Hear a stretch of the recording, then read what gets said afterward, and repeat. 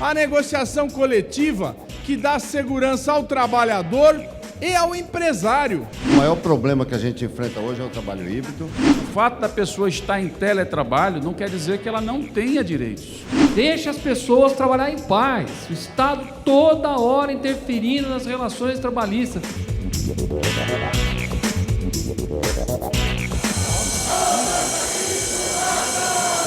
Saúde não é mercadoria, vida não é um negócio, dignidade não é lucro.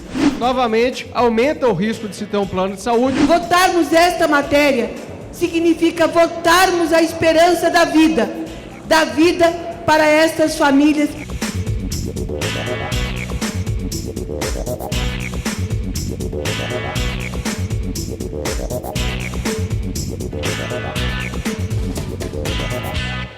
Em semana de esforço concentrado após o recesso, a Câmara aprovou diversas propostas em sessões que foram de segunda a quinta-feira.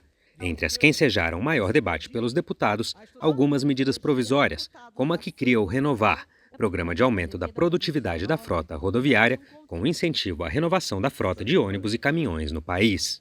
Hoje essa casa faz a entrega de uma regra que caminha para o Senado para que possa se consolidar e depois com a sanção do presidente da República, da onde nós teremos a possibilidade de ter um país flertando muito mais com o desenvolvimento. É necessário que o Brasil, com a sua capacidade, com a sua extensão geográfica, com a riqueza que tem, possa se organizar também, que o serviço público dê condições de nós termos aí segurança para o nosso cidadão, principalmente no trânsito, como é proposto nessa medida provisória 1112, com a renovação da frota, que há muito tempo era necessário. O texto que o relator preparou atende exatamente às necessidades.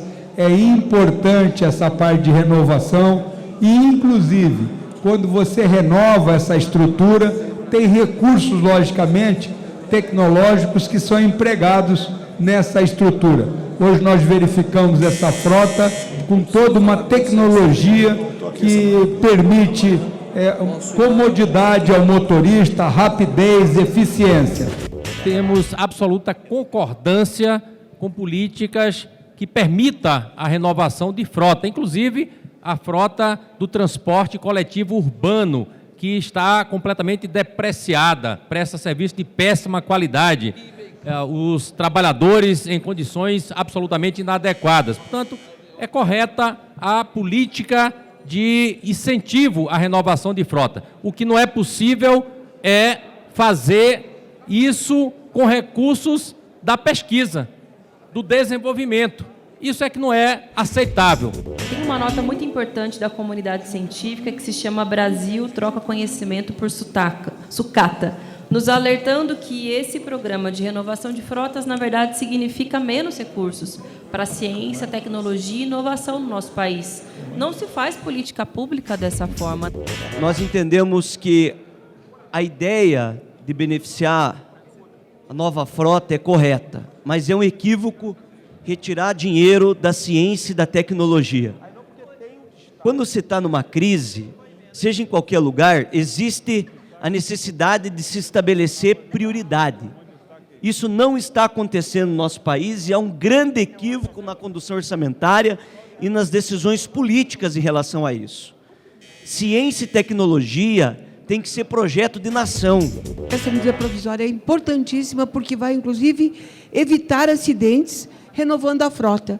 Caminhões novos, caminhões adequados, evitam acidentes e isso é muito importante. Como tirarmos recursos de PDI para investirmos na renovação da frota rodoviária? Nós apresentamos alternativas, a destinação exclusiva das multas de trânsito, que tenhamos outras fontes para financiar essa renovação tão necessária, mas nunca tirarmos recursos da pesquisa, desenvolvimento e inovação. Isso é um grande tiro no pé que estamos dando em algo que nós já somos exemplo para o mundo lá fora. Outro aspecto absurdo também dessa medida provisória é claramente o seu interesse eleitoreiro. Por que poucos meses antes da eleição, Jair Bolsonaro lança um programa de renovação de frota de caminhoneiros, que são parte da sua base eleitoral, que obviamente, como quase todos os brasileiros, estão insatisfeitos com esse péssimo governo que está hoje no poder. A emenda 66, que altera o Código de Trânsito Brasileiro para instituir que, nos municípios onde não exista o cargo específico de agente de trânsito, essa função seja realizada excepcionalmente pela Guarda Municipal. Isso vai, inclusive, trazer segurança jurídica. Isso, inclusive, vai tirar a confusão de agente de trânsito e guarda civil municipal, ficar ali também querendo trabalhar em trânsito e criando uma verdadeira confusão e prejuízo, inclusive, para a própria população e os próprios motoristas. Esse destaque do Republicanos atende a uma guerra de vaidade de categorias. Eu não posso legitimar isso aqui no parlamento. Como uma categoria quer ser reconhecida dizendo que a outra não pode atuar? As duas atuam em trânsito. Vamos valorizar os agentes de trânsito, os guardas, PM, Polícia Civil, em leis específicas que tratam disso. Mas eu não posso, em detrimento de uma, favorecer a outra. A população precisa tanto dos guardas municipais, quanto precisa também dos agentes de trânsito. As cidades que, excepcionalmente, ainda não têm o serviço de agente de trânsito regulado, nada mais adequado do que aproveitar os guardas municipais para exercer também essa função. Mais uma vez, repito, a primazia aqui é do serviço público, é a necessidade do serviço para o cidadão. São duas categorias importantíssimas e cada uma tem que ficar no seu canto. Porém, nesse caso, que prevê suplementar uma função, uma tarefa onde os agentes de trânsito não estiverem estruturados, não tiver a carreira, como outros colegas aqui já falaram. Nesse caso, como precisa também prestar o serviço público, em havendo a Guarda Municipal, ela faria esse serviço até eventual carreira dos agentes serem estruturados naquele município. O que eu defendo nesse destaque é que a população possa escolher qual empresa vai lhe fornecer o serviço de transporte.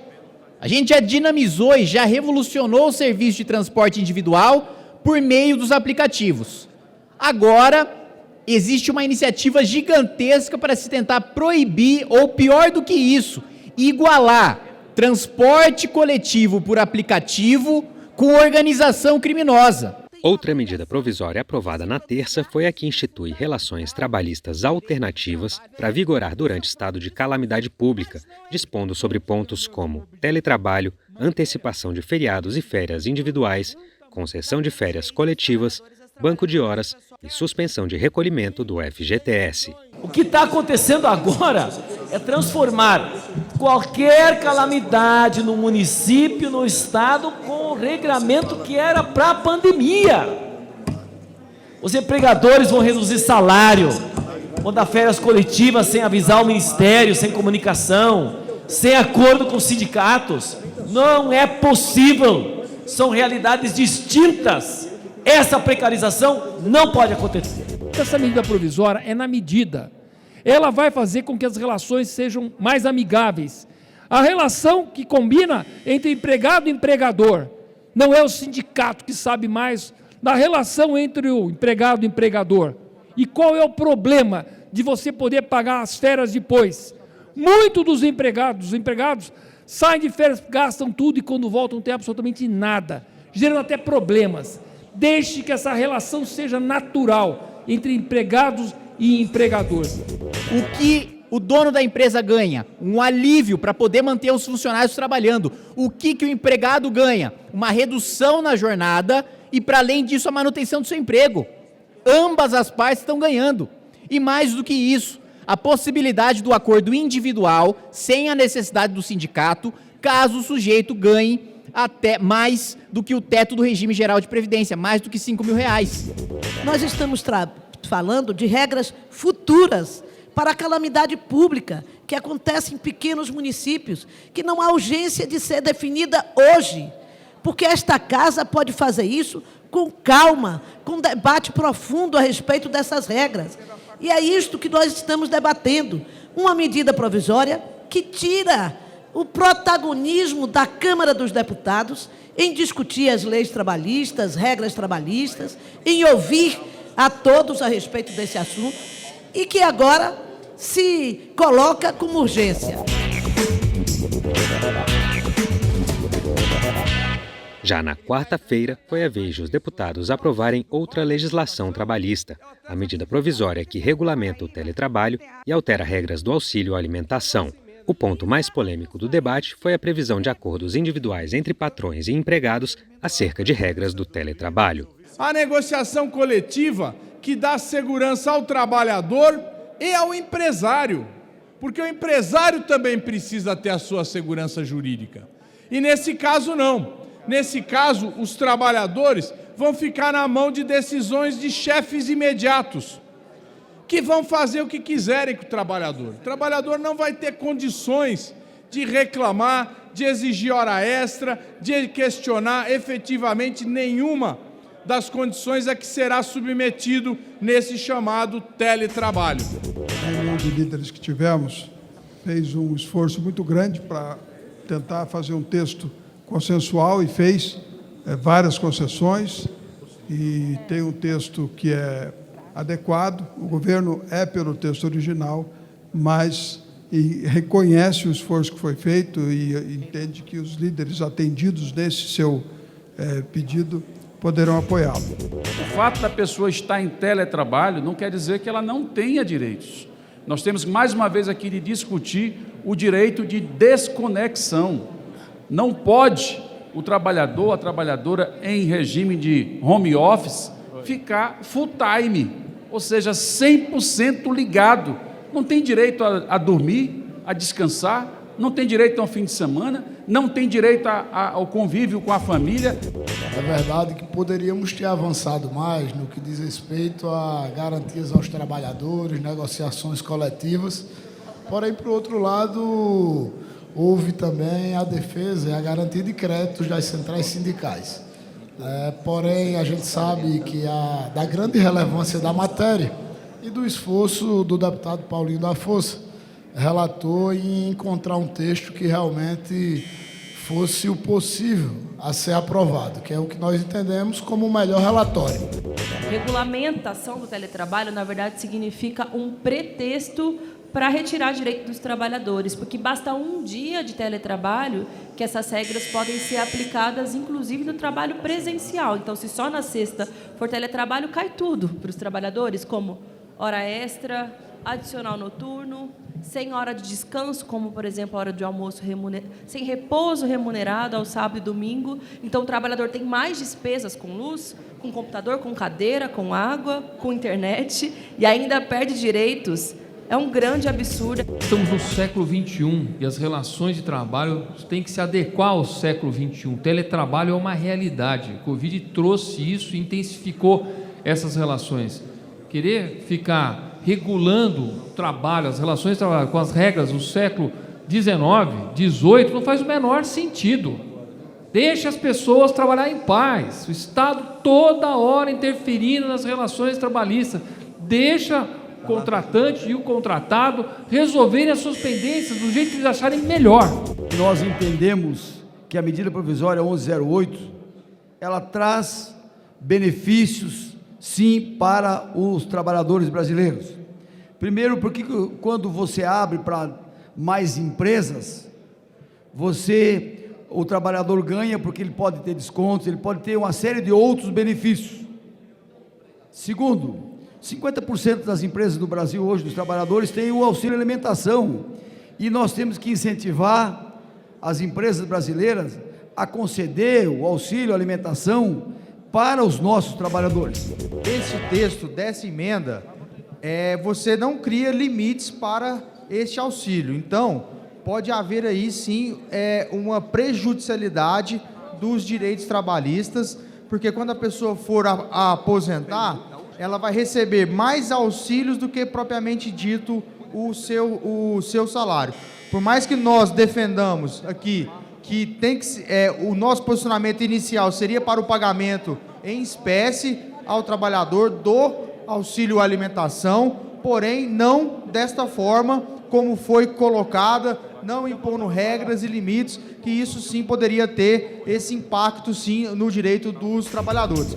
Está por trás dessa proposta é mudar a natureza jurídica do Vale Alimentação. O Vale Alimentação hoje, como pago, ele tem natureza jurídica indenizatória. Ele indeniza os custos de alimentação do trabalhador e não natureza jurídica remuneratória. A hora que você possibilita o pagamento em dinheiro, você transforma a natureza jurídica em natureza jurídica remuneratória. Portanto, com incidência de todos os encargos sociais, portanto, com incorporação ao salário. Isso gera, como bem disse a deputada Alice, uma falsa sensação de aumento remuneratório e gera um aumento do custo do trabalhador para o empregador. Nós não estamos mudando o caráter do Vale Refeição. O maior exemplo que se pode dar para isso é a própria Câmara dos Deputados, onde aqui os servidores recebem o Vale Refeição e é verba indenizatória. Claramente. Isso está consolidado na Câmara dos Deputados, inclusive com os servidores da própria Câmara. E nós somos favoráveis ao que o trabalhador possa receber o Vale Refeição em dinheiro. Na vida real, na vida prática, muitos trabalhadores acabam trocando o Vale Refeição por dinheiro, só que aí pagam um ágio, ele sai no prejuízo. Essa medida favorece ele. O que nós estamos votando aqui na prática é uma reforma trabalhista. E nós podemos observar nesse momento de crise econômica do país, onde nós batemos recorde de informalidade, o quanto as pessoas mais simples, os trabalhadores, estão sofrendo para poder honrar os seus compromissos e manter suas famílias. Nós defendemos aqui a manutenção dos acordos coletivos, porque no acordo individual, o trabalhador tem muito menos força para poder negociar com o patrão. O que trata dessa emenda é o tempo de trabalho. Significa dizer que excluir para esse trabalhador a garantia de limite de jornada de trabalho, tempo de descanso e tudo mais que já é definido pela legislação, ela vai justamente ocasionar uma absurda flexibilização no tempo de trabalho e poderá submeter o trabalhador a um regime de trabalho análogo à escravidão. É preciso respeitar o direito do trabalhador e o limite de trabalho. Se você tem 3, 4, 5 funcionários, tudo bem de você fazer acordo individual. Mas se você tem 10 mil, como eu conheço empresas que têm 10 mil funcionários, e esses 10 mil têm apenas 600, 700 funcionários trabalhando presencial, e 9.300, 9.400 pessoas trabalhando no remoto. Isso significa que para fazer um acordo individual com cada um desses seria uma loucura. Não tem o trabalho híbrido, que é o maior problema que a gente enfrenta hoje, é o trabalho híbrido, ou seja, de gente que trabalha um dia, 2 dias remotamente, outro e presencial. Isso não consta na medida provisória. Portanto, acho que é um erro que nós estamos cometendo, que daqui a uns dias vamos ter que corrigir. Ainda na quarta, a Câmara atendeu ao clamor popular da véspera, quando representantes da sociedade civil se fizeram ouvir das galerias do plenário Ulisses Guimarães. É isso aí.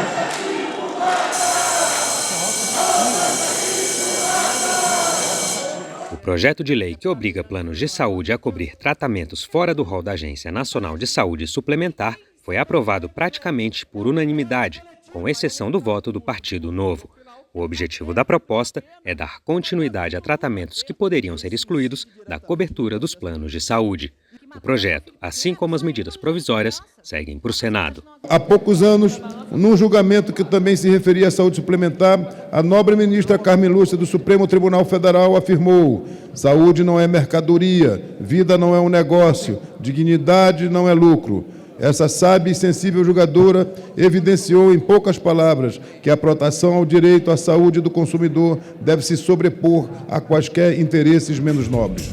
A decisão do STJ de algumas semanas atrás foi uma decisão correta, que busca ali, mantendo o rol taxativo, dar equilíbrio para o plano de saúde. A partir de agora, o plano de saúde não vai conseguir mais ter nenhuma previsibilidade do que vai estar na sua cobertura, o que não vai. Novamente, aumenta o risco de se ter um plano de saúde, vai aumentar o custo para o consumidor final e somente as grandes empresas de plano de saúde vão poder continuar ofertando esse serviço aqui no Brasil.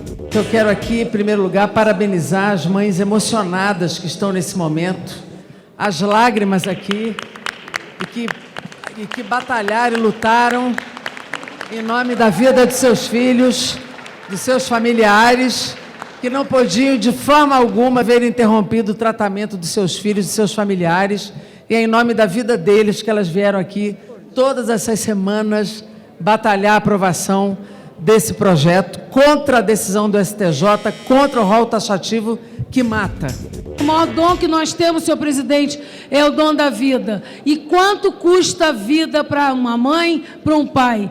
E a gente sabe que o rol taxativo mata, ele tem que ser exemplificativo, tem que estar sempre na busca do melhor tratamento. Nós temos casos que temos que avançar. Parabéns a toda a equipe que trabalhou suprapartidariamente na defesa da vida, a população civil que se fez representar, representando as famílias brasileiras. Esta matéria, sim, tem urgência. Estas pessoas, sim, têm pressa para não interromperem os tratamentos dos seus filhos, os seus próprios tratamentos, que dizem respeito a uma sobrevivência digna para cada um deles. Portanto, senhor presidente, esta casa hoje corresponde, sim, à expectativa popular, diferente de ontem, com aquelas medidas provisórias, sem nenhuma urgência. O direito ao oxigênio, o direito a um CPAP de qualidade, porque não vivem sem um respirador portátil, o direito ao tratamento adequado, o direito à vida. Retornarmos a este plenário, após os 15 dias de recesso, votarmos esta matéria, significa votarmos a esperança da vida para estas famílias que têm seus filhos com doenças raras e que precisam de uma assistência com qualidade. Vem os planos de saúde dizendo o seguinte: nós não podemos assumir tais responsabilidades.